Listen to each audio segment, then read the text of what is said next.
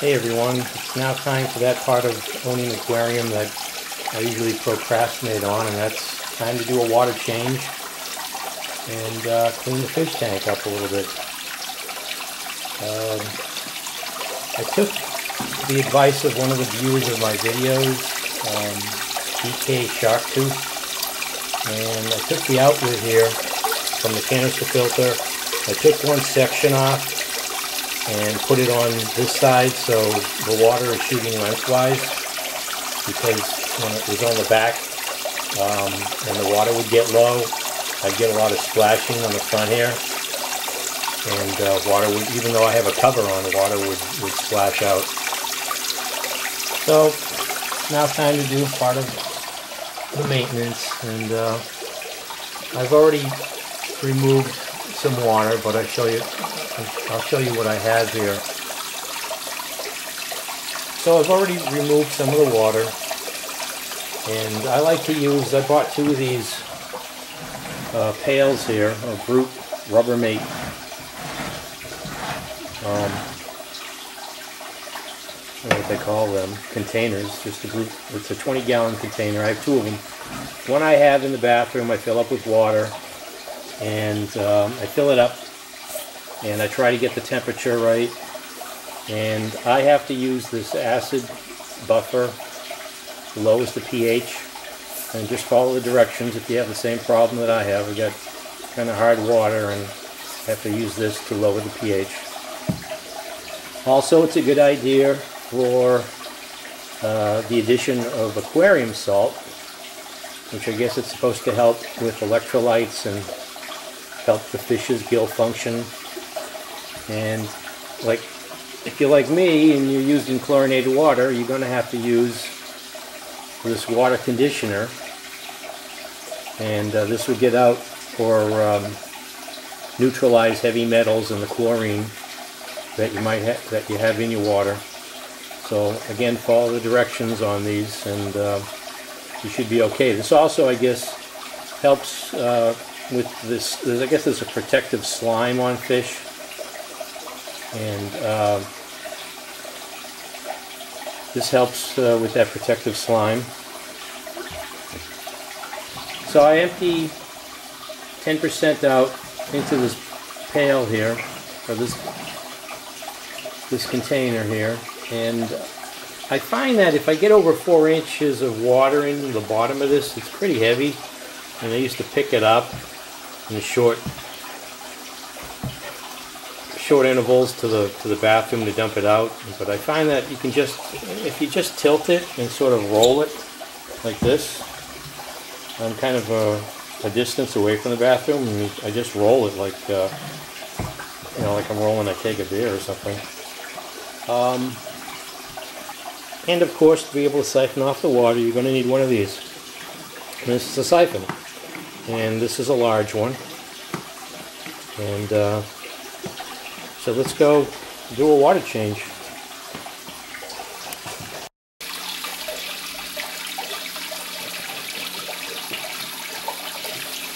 So I usually start from one end of the tank to the other. I've got coarse gravel here, so I tend to go all the way to the bottom with this gravel. It doesn't get sucked up too much, and I try to get as much of the debris out of the bottom as possible in just one section at a time. I think if you have a planted tank with sand in it, you're only supposed to disturb like the very top of it, because a lot of the debris is going to be used by the plants as fertilizer. But in this case, I have just the plastic plants, so I'm trying to get as much of the debris that is settled to the bottom of the gravel as possible.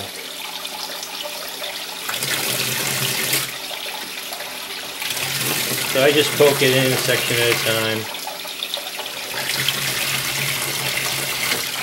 until I'm satisfied that it's kind of clean in that one section.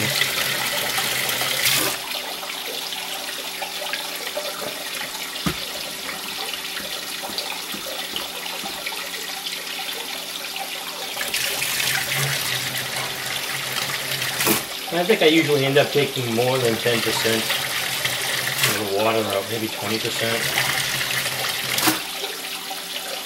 And again, I tend to procrastinate, so I'm lucky if I do it once a month. And I should really keep on that. Make sure I do 10% a week.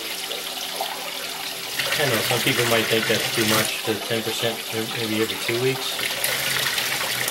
Probably depends on how many fish you have and how dirty your tank gets, how quickly it gets dirty.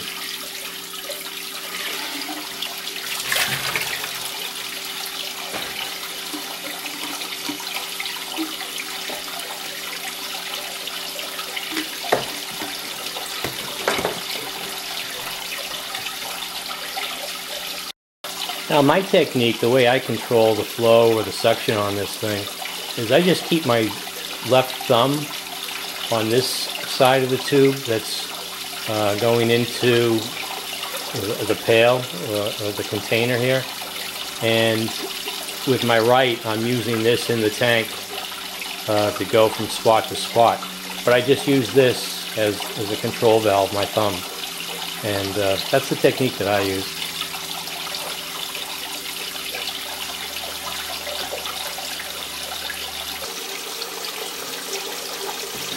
Now I just use these used 3-liter juice containers to get the water out of the barrel that I've preconditioned into the aquarium, since I've got a little bit of a distance between where this fish tank is and where the water source is, or where the bathroom is. I know some people have water sources connected right to where they have the aquarium, which is nice and convenient, but not in this case. And I think most people don't have that convenience.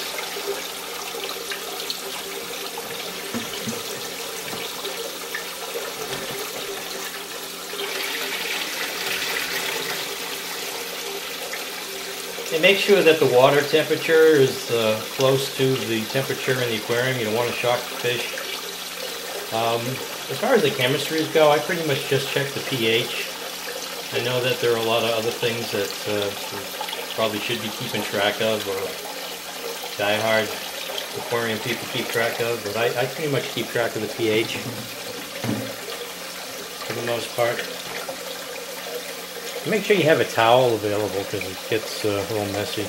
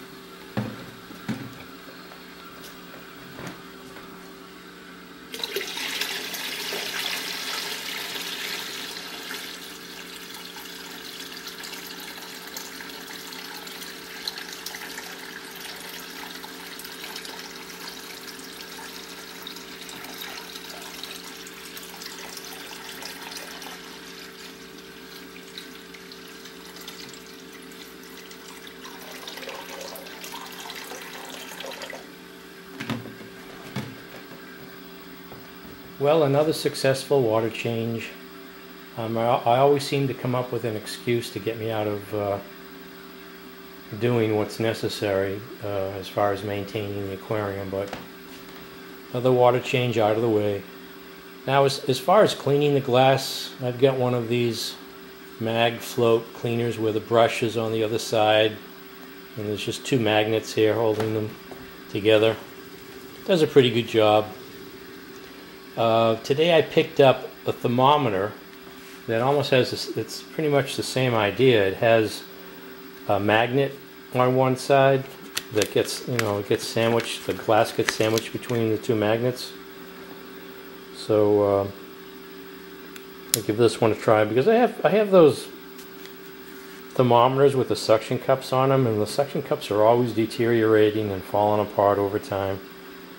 So I saw this one in the pet store, so I'm going to give it a try. Well, thanks to DK Shark Tooth for the suggestion on changing the outlet here from the canister filter. Makes a lot more sense having it go lengthwise. He also recommended, or the person also recommended, putting a power head on to increase or give better circulation. I've got one sitting around somewhere. I'll have to look for it. But again, if you own an aquarium, keep up with your water changes, and it'll help you avoid problems down the road. The fish can't get up and leave if the water is no good. So, if you want to have an aquarium and you want to take care of your fish, make sure you do your periodic water changes. So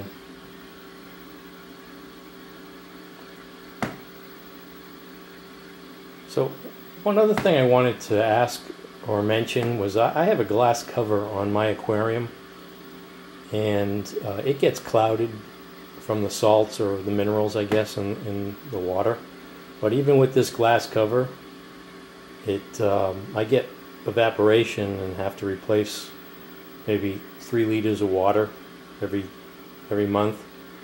So I usually end up doing that with the water change. But people that don't have covers on the aquariums, I would imagine you get a lot of evaporation. I notice a lot of videos on YouTube, people have aquariums without covers, so I was just curious whether or not it's usually the norm to go without a cover, or people have covers normally on their aquariums. So if you have an opinion on that, put it down in the comments section. I appreciate your input on that topic. But another successful water change, and hopefully the fish are happy. Just put a little food in there. I like to get one of those automatic feeders so they don't associate me coming to the glass with food.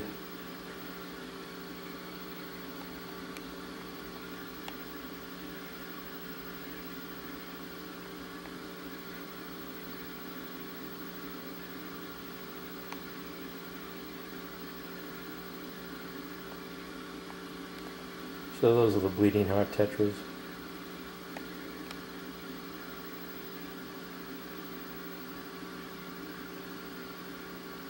I guess it's sort of a territorial display they put on there. Bumping each other. Get out of my space.